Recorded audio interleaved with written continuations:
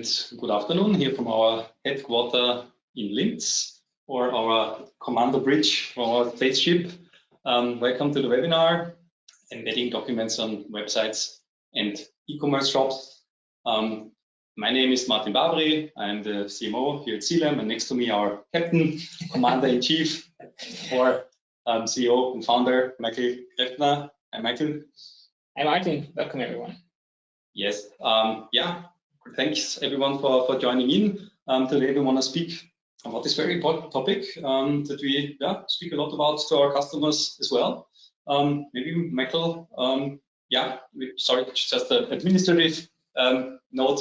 This session is being recorded, so you are going to be sent the recording afterwards as well. So now back to the actual topic of today. To now really jump in, Michael, why is this topic so important? What is it all about? Well, I think that what is one of the most underrated tools that actually are available when selling products online, and of course this goes in a broad variety of stuff that we see in B2B and B2C alike, is like how auxiliary documents are being treated, because they are actually playing an underestimated and in reality quite important role in the buying decision. And therefore, and there's a lot of studies around that, the well-informed consumer buys product obviously more likely than somebody who has kind of, I'm not sure, even if I did understand the, the core product features, like let's talk about television sets, TV sets, I would like a TV with like 85 inches or something, and I have some tech specs in mind, and the price is okay for me.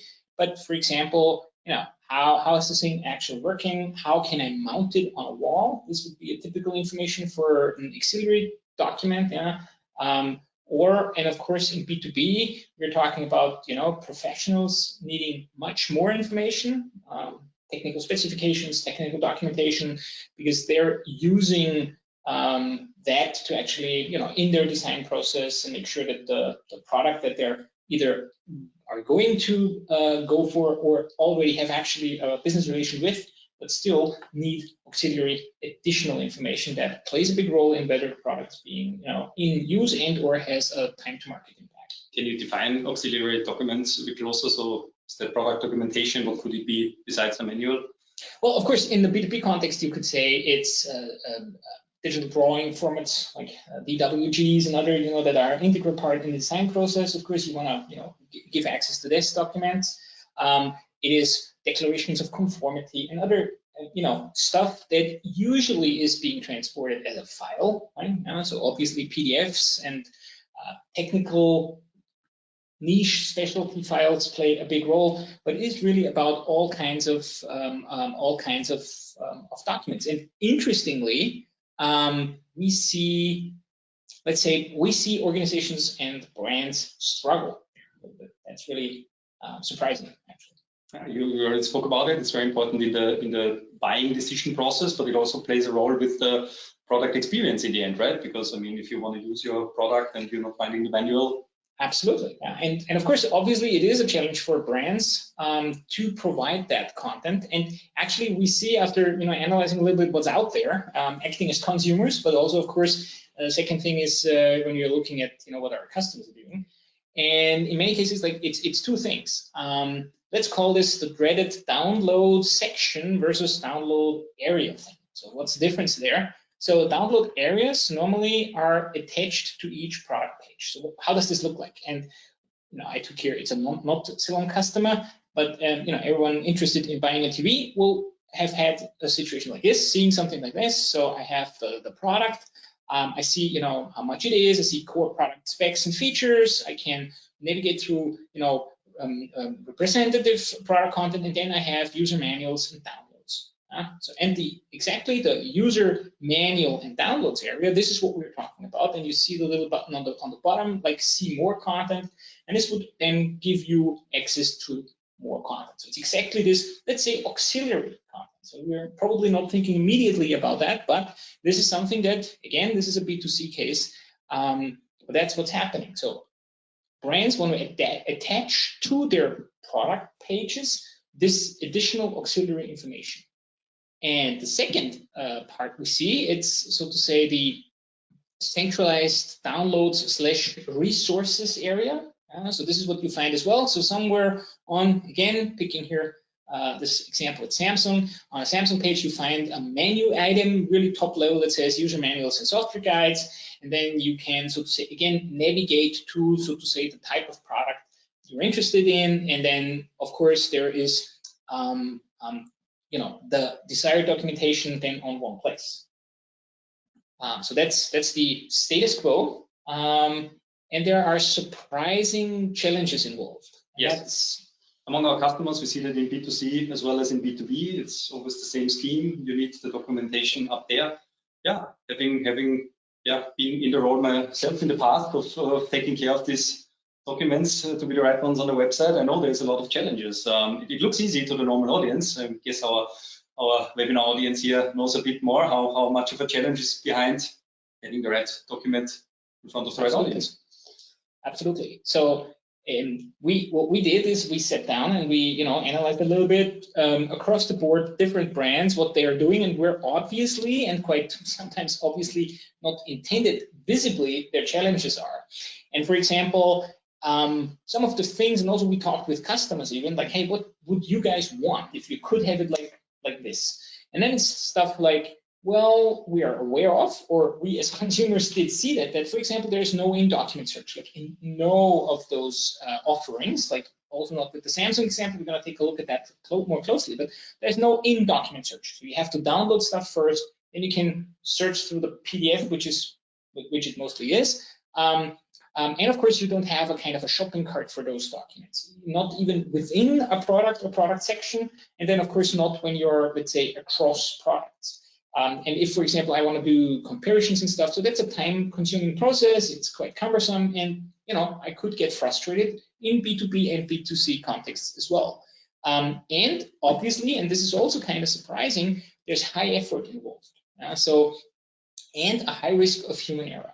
And it sounds strange, but yeah, it's a lot of work. You have to manually assign content to different products. Say, okay, this is for this product, this is for the other product. There's obviously some information that also is added manually, and then there obviously is a reason for or opportunity for error when humans are involved. Then in many cases, and this is what we also get back from customers that are doing an amazing job currently, but they have a lot of work involved with having stuff attached to their product pages, and then in addition, maintaining a centralized download area as well. And quite frankly, it is quite costly to build attractive, engaging document viewers. So essentially, nobody does it. So you always have to download stuff and then, you know, do stuff with it once you've downloaded it. And frankly, from CELUM's perspective, that seems odd because, you know, we obviously with our tool already do a lot of stuff online that just doesn't find its way to the storefront. Yes, absolutely, and it's highly frustrating for the talent in your company as well. I mean, if you don't get the results, if there was maybe an internal process not working, and then you're being held accountable for not being able to provide the right documents there. Yeah, it is something that plays a role. And of course, as we spoke about, the effect it has on my customers and potential customers for not finding the right information up front. Absolutely, and obviously, this is something that even plagues the biggest ones. So if we take another look at, and sorry to the boys at Samsung, you guys now get all the flack, but there's a few things where immediately it pops up that there is actually bad user experience involved. So for example, in their centralized download area, I need at some point to remember the actual SKU, a strange, like, I don't know, 11-digit long product code. In this case, it's just one to select, but with other of the TVs, there would be 3 or 4. So I would need to remember that or have it written down. So that's strange. Then, of course, there is no in-document search, or not even the search within where am I here now. Of course, the page overall has a search capability, but it's quite likely that then again, I'm at the beginning of a very frustrating searching experience. And what really bothered me most is, in this case, neither do I know what type of file I'm about to download. In a world of security risks, that's a problem. And the second one that really is here, it's a mistake or technical, mishap, but you see here that for all the files, it says 0.01 megabyte. And that's not true. If you download those files, they're between 5 and 15 megabyte. And this is just not what I'm expecting. Yeah? So if I'm somewhere in a mobile connection and it tells me it's 10 kilobytes, that's unrealistic. But still, people would say it's bad UX and it's strange why it happens. Yeah, and it's obviously information that's there. It's metadata that's obviously quite easy to retrieve. But we are now speaking about a very professional company here, so it is not that easy to get that information into the right place. Exactly. It seems to be a challenge. And again, looking at how big of a role this whole thing. So once you venture down this rabbit hole, it's very likely that because of frustration, you get like a negative impact on, so to say, the likeliness of making a buying decision towards, in this case, a product from Samsung. And that's absolutely looking at like how much money Samsung obviously spends on their website, making like the product experience there engaging and awesome for like when it's about multimedia content. That's great. I'm inclined to go with them. And then I land here and the user experience drops. And all of the other efforts go to waste. So how can this be solved? So of course we thought a lot about how we could also help to make this better for existing customers and obviously future customers alike.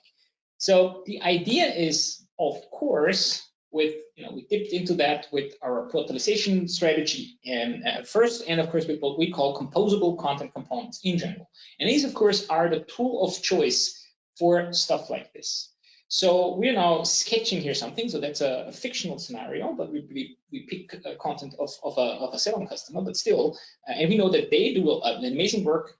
The Danfoss, we're gonna talk about them in a second already, but we think that in the future we could help them be much quicker there and save a lot of effort. So we would include automatic content allocation. That means that there's an embeddable component, just a few lines of code that you would embed on your product page, and it would retrieve first, where am I? This information automatically retrieved, an SKU or whatever, would then do everything automatically after that. So there's zero risk of human error.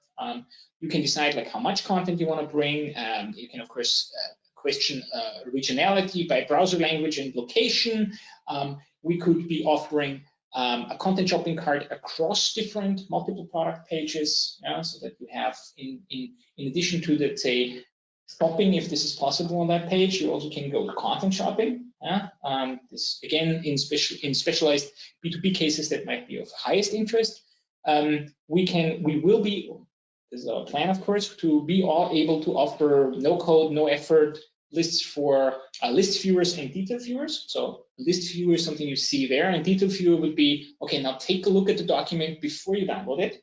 And of course, we're here always talking about PDFs and download. It could be maintenance videos. It could be stuff, for professional use, probably a little bit different. But it could even be for, how do I mount my TV on a wall? And there's an explanation video. This would be the exact point to showcase that kind of content. And you don't want to download that video. What are you doing with an MP4 download? You want to look at it right there. Currently, not possible. And I think talking about that, insights are a completely underestimated opportunity at that point.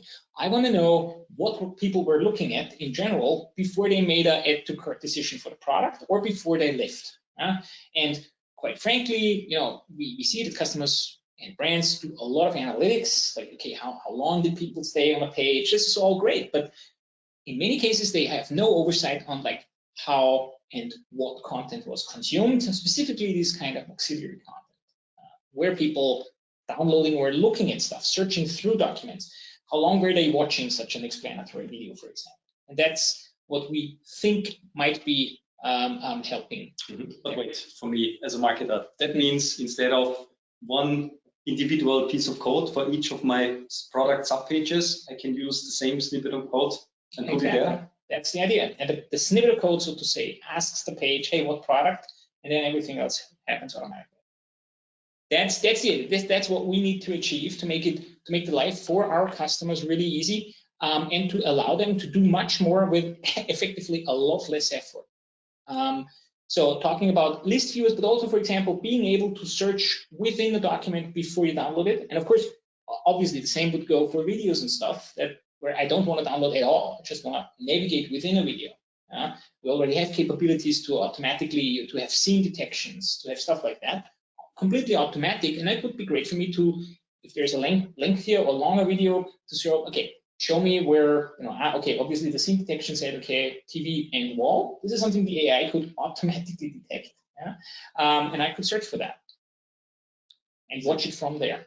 So I can go straight to the website, search for how to turn off the screensaver of my TV, and without having to provide the information on the website itself, the information is found in the right document. Exactly, and there might be even a video showcasing that. So without, we all tend to be more media savvy, let's say. So why download a lengthy document? Again, this is a B2B case where, the professionals here need that documentation. They want it.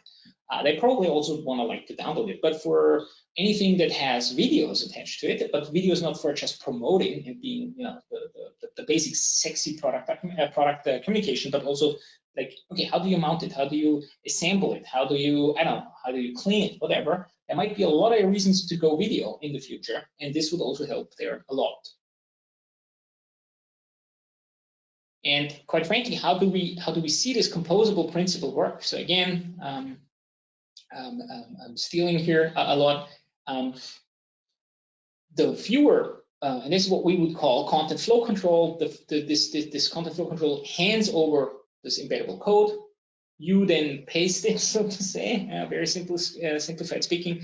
And then this viewer gets the location information back, then shows only relevant content with all the extras and bells and whistles attached that we just talked about, so in-document search, stuff, etc. And it also provides insights and metrics, like again, what did people look at, what did they do before they left the page or before they added the product to the cart. And that's the idealized idea, to really have this with seconds of work instead of facing large, very expensive projects. Interesting. How about catering different pieces of content to different audiences? I might have end consumers visiting my website, but I might also have reselling partners or other kinds of partners visiting my website.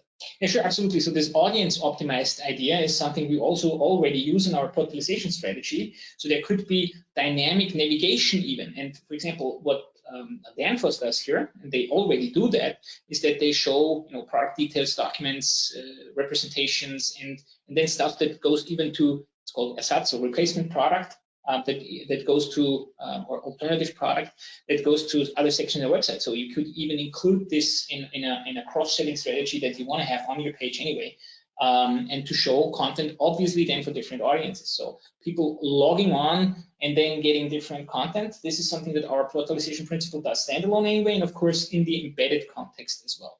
So yeah, and not only different content, but also maybe different metadata that is available, Absolutely. different kind of filters that we can apply. So really customized for the exact use case. Yeah.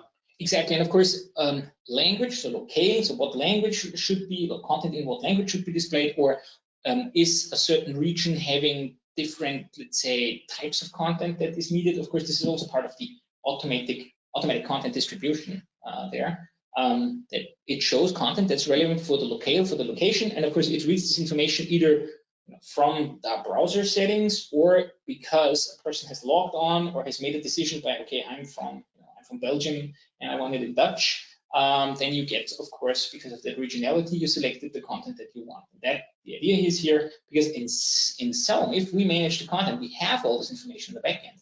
But with this content flow control, we would automatically be able to make this available to the storefronts, to this endpoint that, for example, we're seeing here.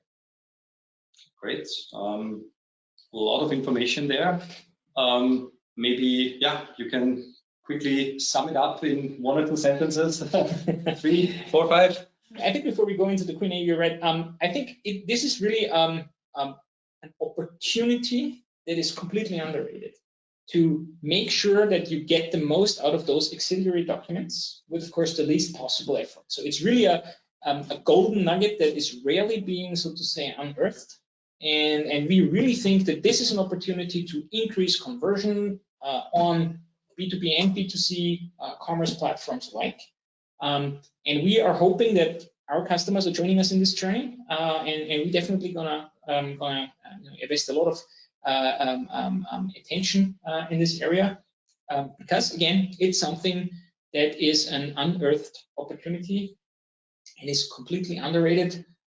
With how little effort here, a huge impact could be achieved in creating better user experience for people making an educated buying decision, or, and of course in a professional context, to help my customers, my partners, to achieve quicker go-to-market, have their talent, their people, let's say, less frustrated, and give them easier access to content, and by that, of course, also overall have a positive impact on sales. Great, thank you very much. I'm checking.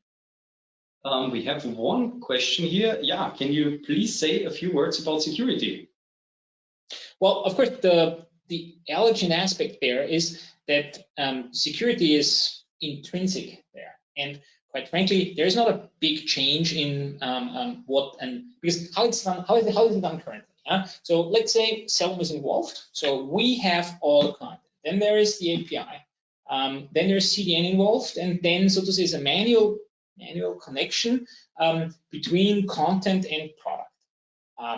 We have a lot of customers that already have automatics built in, so obviously nobody is like manually putting 15 files to every product, so that's automatic already.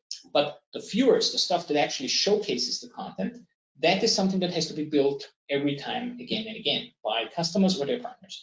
And of course, this, gobbles up a lot of resources that could be spent otherwise, either in money or in time and effort. And from a security perspective, again, this would be more secure because of that, because this last mile of the content, I'm not using the term delivery here because CDN is something different or included in this whole journey, but we see this, so to say, as a significant improvement in how this can be done, because it uses also then the same methods for the centralized download areas as it is using this for these attached download areas, let's say.